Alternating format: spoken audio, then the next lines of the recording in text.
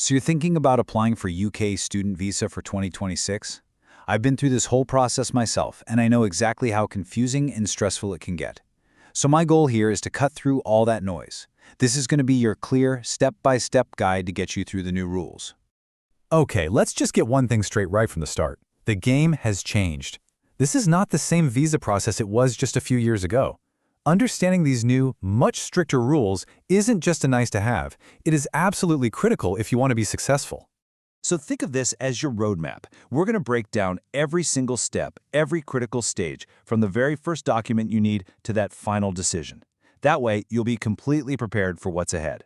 We're calling it the Visa Gauntlet because, well, let's be honest, it's tougher now. And this is the really important part, it is totally navigable as long as you have the right information and a very clear plan.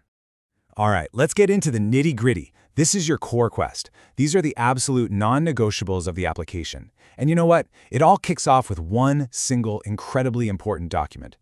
Here's the thing that so many people get wrong. Your visa journey doesn't actually start with the visa application. No, it starts with getting your CAS. Without this official document from your university, you literally can't even start the process. It is your golden ticket.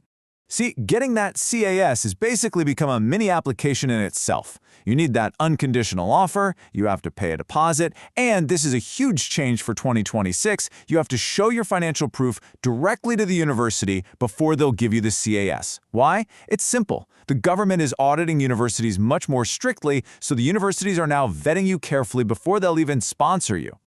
You would not believe how often the simplest little checks cause the biggest, most frustrating delays.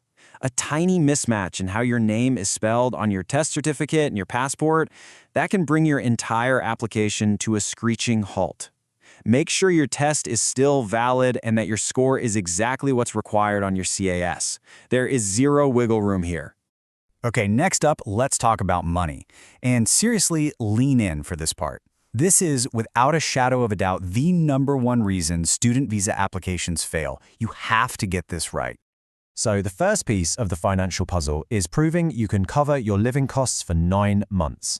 And as you can see, there's a huge difference, almost £3,000 between studying in London versus outside of it.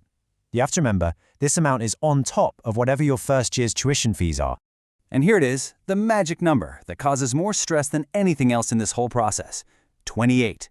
You must hold the total funds, that's your tuition fee plus your living costs, in your bank account for 28 consecutive days.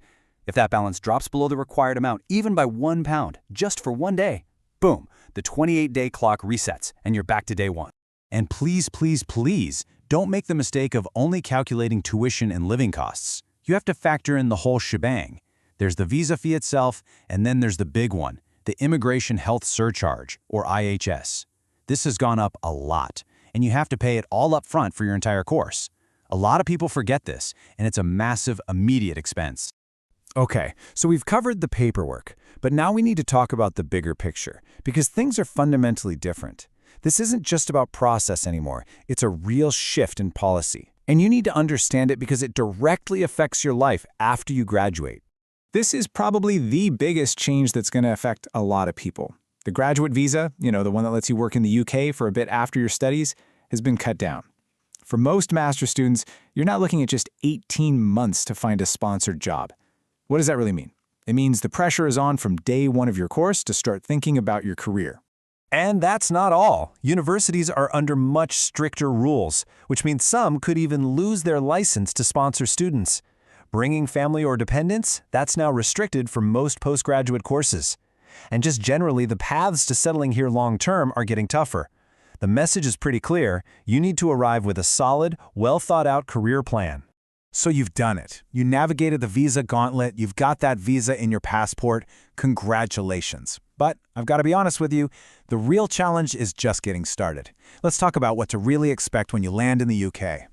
So, what are the traps that so many new students fall into? I've seen these same mistakes happen over and over again, and they can really derail what should be an amazing journey. You've got to remember that student visa is just the entry ticket. It gets you in the door. The real work starts the moment you land. Way too many people pick a random course just to get here. They totally underestimate how competitive the job market is, or they assume they can easily live off a part-time job. These are really dangerous assumptions to make. All right, here's the ground truth. Rent, especially in the bigger cities, can be shockingly high. The competition for good part-time jobs, and especially graduate jobs, is fierce. And yes, you're allowed to work 20 hours a week during term time, but nobody guarantees you'll find that job. Those first few months can be a really tough adjustment. All of this brings us to our final section. After everything we've talked about, the higher costs, the new rules, the competition, is studying in the UK in 2026 still worth it? This isn't a simple question anymore. It's a deeply strategic one. And the answer is yes, it absolutely can be worth it. But, and it's a big but, you have to fit a certain profile.